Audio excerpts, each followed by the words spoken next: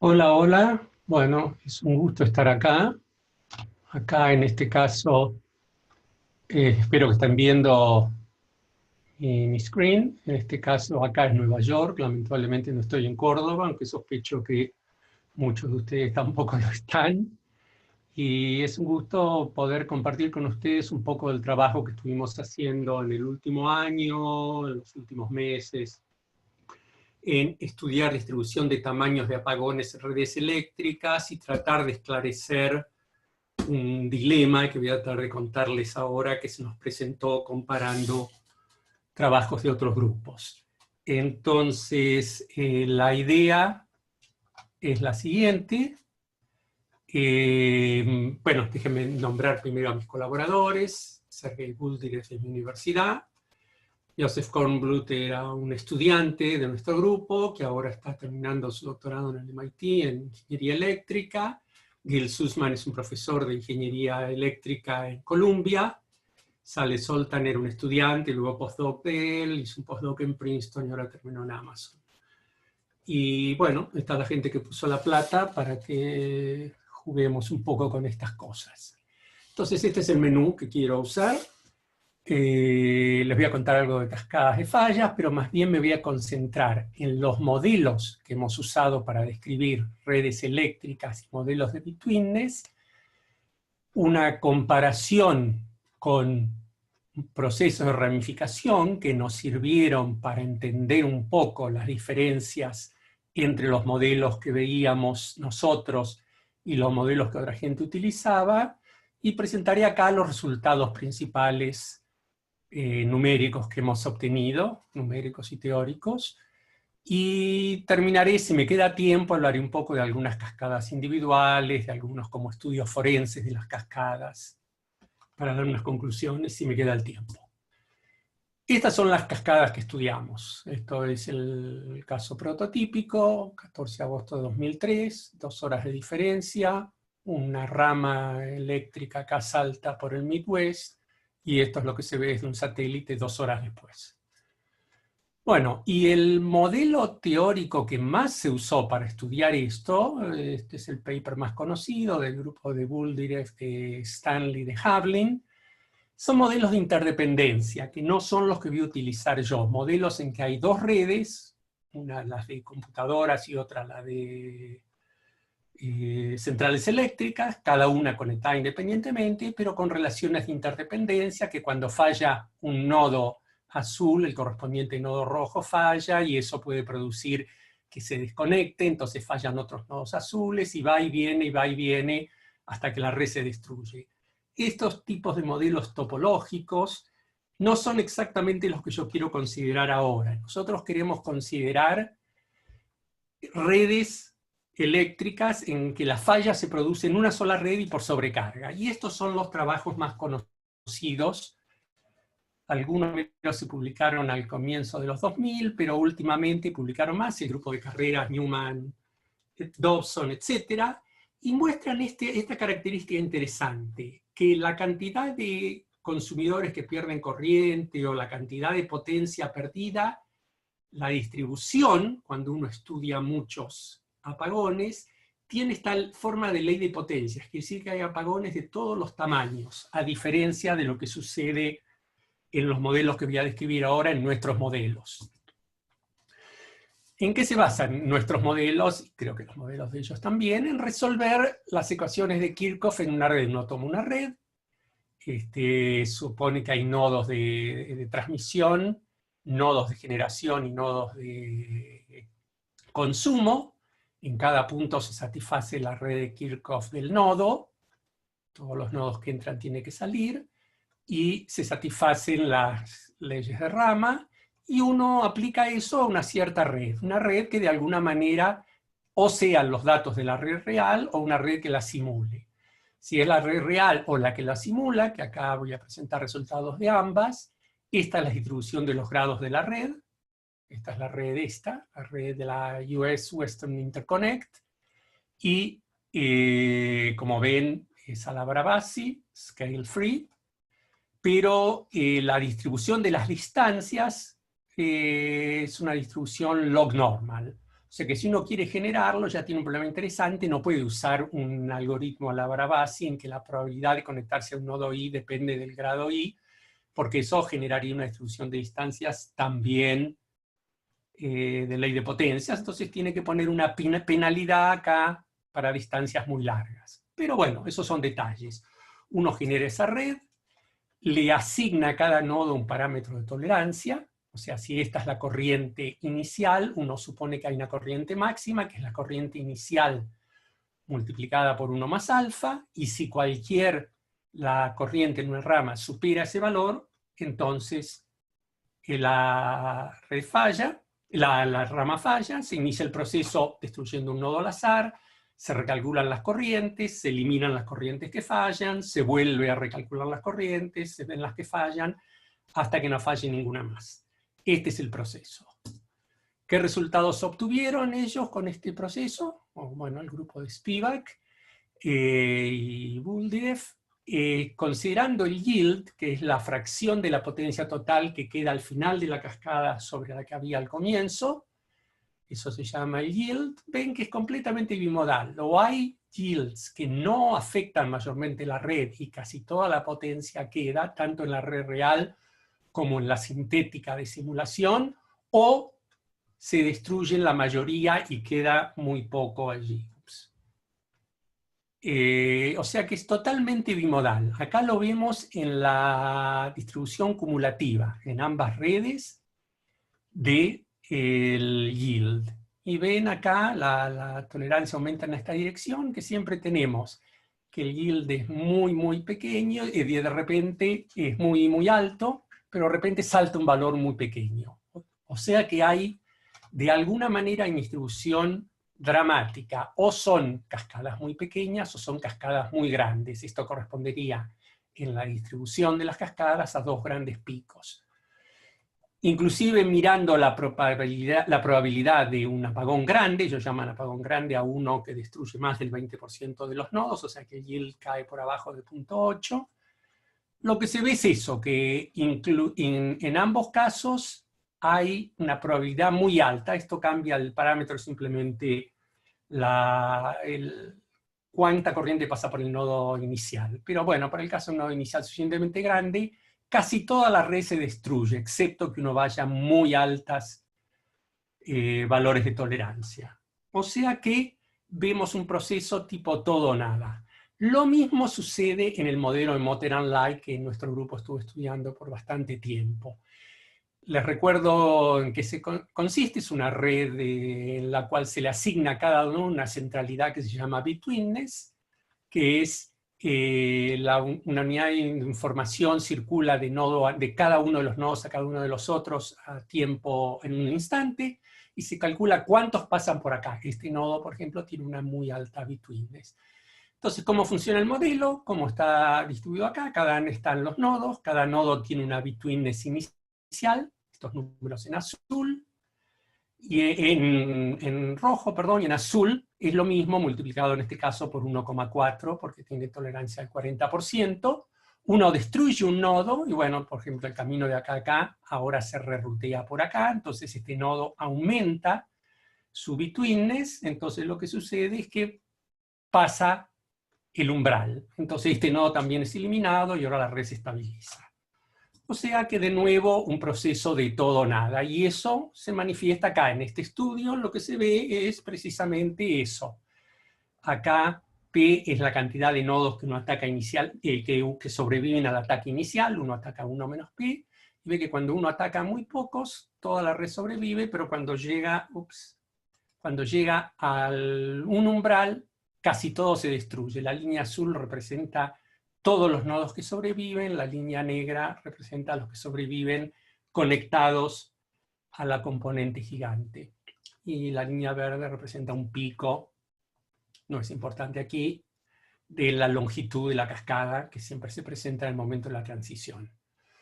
O sea, ¿cuál es la conclusión acá? ¿Cuál es nuestro dilema? El dilema es que los modelos teóricos que hemos presentado tienen procesos recursivos, independientes de cómo se generen, cómo se inician, la longitud de la cascada es máxima, las transiciones son muy abruptas y de primer orden, unos pocos nodos generan una gran destrucción, la distribución del estado final es bimodal. En cambio, en las redes que estudiaron carreras y compañía, esto no se ve apagones de todos los tamaños. ¿Cómo es posible eso? ¿Y qué es lo que genera estas diferencias? Bueno, es la condición de diseño de la protección. Ahora entendemos eso, porque en las redes reales la condición de protección no es una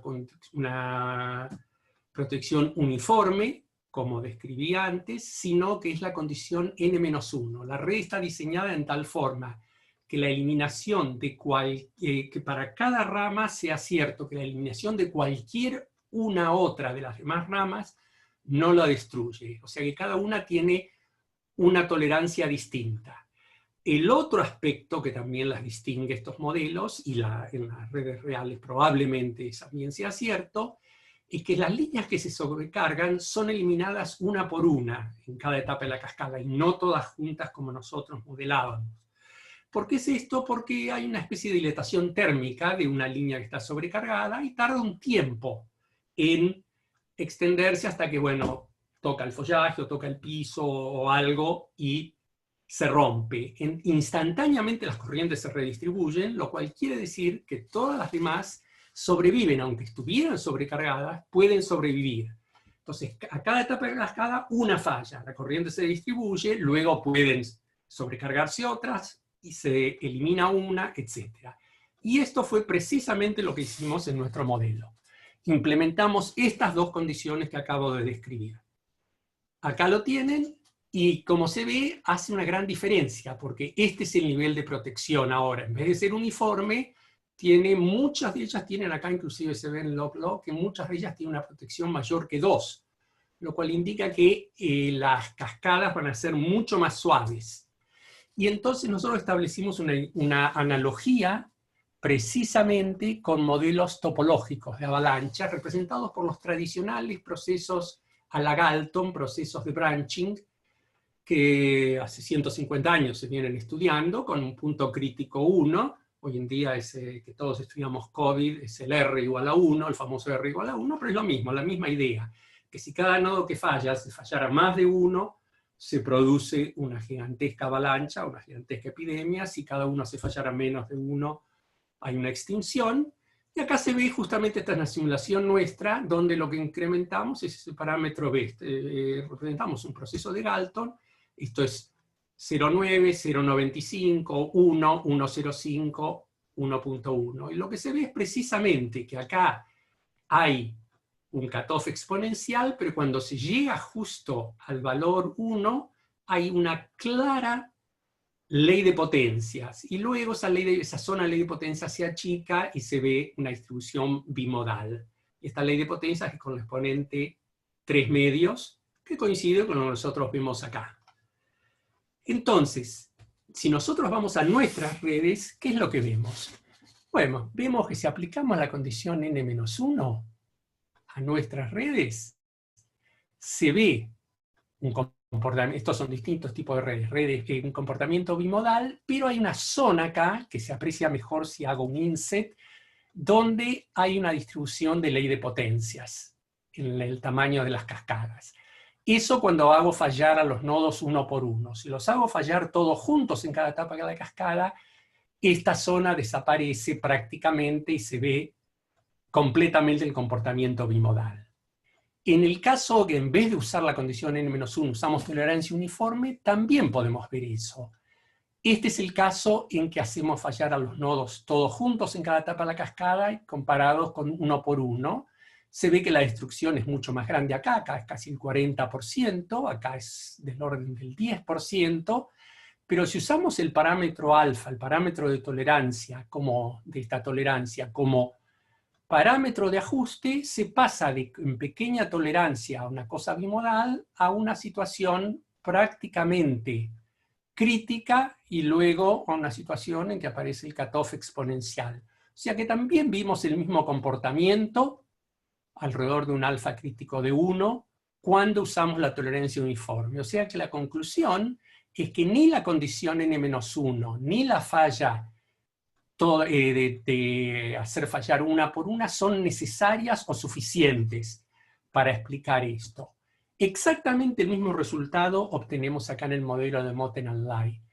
Acá usamos tolerancia uniforme primero y vamos incrementando alfa y vemos lo mismo. Vemos que se pasa una situación bimodal cuando alfa llega a un cierto valor, pasa a prácticamente tener una situación de ley de potencias con un decaimiento mucho más suave. Y acá comparamos qué pasa cuando hacemos siempre con la tolerancia uniforme fallar a todos juntos o fallar uno por uno.